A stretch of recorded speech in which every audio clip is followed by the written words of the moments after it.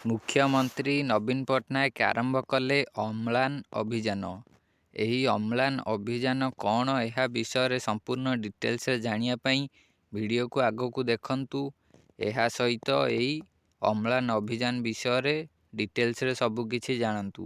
ଦେଖନ୍ତୁ, ଏଠି ଲେଖାଯାଇଛି ଆନିମିଆ ମୁକ୍ତ ଲକ୍ଷ୍ୟ ଅଭିଯାନ। ଆନିମିଆ ମୁକ୍ତ ଲକ୍ଷ୍ୟ ଅଭିଯାନ କ'ଣ? ଚାଲନ୍ତୁ ଜାଣିବା ଏହି ଭିଡ଼ିଓ ମାଧ୍ୟମରେ।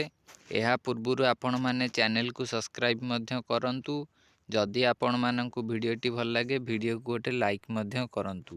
ଏବେ ଚାଲନ୍ତୁ ଜାଣିବା ଏହି ଅମ୍ଳାନ ଅଭିଯାନଟି କ'ଣ। ଦେଖନ୍ତୁ, ଏଇଟା ପେପରରୁ ମୁଁ କଟିଂ କରିକି ଡାଉନଲୋଡ଼ କରିଛି। ଏଠି ଦେଖନ୍ତୁ ଲେଖାଯାଇଛି ଅମ୍ଳାନ କାର୍ଯ୍ୟକ୍ରମ ଅନ୍ତର୍ଗତ ନିମ୍ନଲିଖିତ ବୟସ ବର୍ଗର ଉପଭୋକ୍ତାମାନଙ୍କର ରକ୍ତହୀନତାର ପରୀକ୍ଷା, ଚିକିତ୍ସା ଓ ପରାମର୍ଶ ସେବା ମାଗଣାରେ ଉପଲବ୍ଧ। ଆପଣମାନେ ରକ୍ତହୀନତାର ପରୀକ୍ଷା ମାଗଣାରେ କରିପାରିବେ। ଏହାର ଚିକିତ୍ସା ମଧ୍ୟ ମାଗଣାରେ ପାଇପାରିବେ।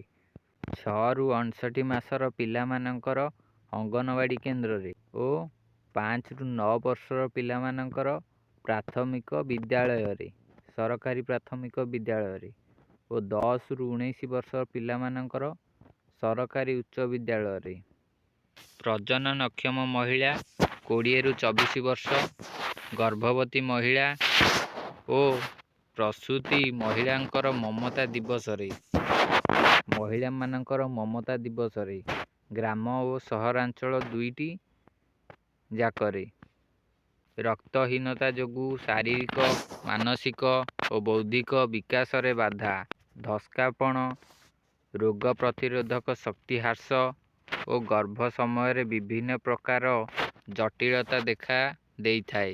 ସମସ୍ତ ଉପଭୋକ୍ତାଙ୍କୁ ଅନୁରୋଧ, ସେମାନେ ରକ୍ତହୀନତାର ସ୍ଥିତି ଜାଣିବା ପାଇଁ ରକ୍ତ ପରୀକ୍ଷା କରି ନିଜର ସମ୍ପୂର୍ଣ୍ଣ ଚିକିତ୍ସା କରାଇ ନିଅନ୍ତୁ।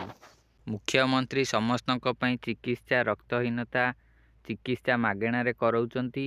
ଆପଣମାନଙ୍କର ପିଲାମାନେ ଯଦି ସ୍କୁଲରେ ପାଠ ପଢ଼ୁଛନ୍ତି ସେମାନଙ୍କର ସ୍କୁଲରେ କରାଯିବ, ଅଙ୍ଗନବାଡ଼ି ପିଲାଙ୍କର ଅଙ୍ଗନବାଡ଼ିରେ କରାଯିବ, ଏହିଭଳି ସମସ୍ତଙ୍କର କରାଯିବ। ମହିଳାମାନଙ୍କର ମମତା ଦିବସରେ କରାଯିବ। ଆପଣମାନେ ଯଦି ରକ୍ତହୀନତାର ଶିକାର ହେଉଛନ୍ତି ତେବେ ଆପଣ ଏହାର ଚିକିତ୍ସା କରାଇ ନିଅନ୍ତୁ। ଏହା ସହିତ ଭିଡ଼ିଓକୁ ଗୋଟେ ଲାଇକ୍ କରି ଚ୍ୟାନେଲକୁ ସବସ୍କ୍ରାଇବ୍ ମଧ୍ୟ କରନ୍ତୁ।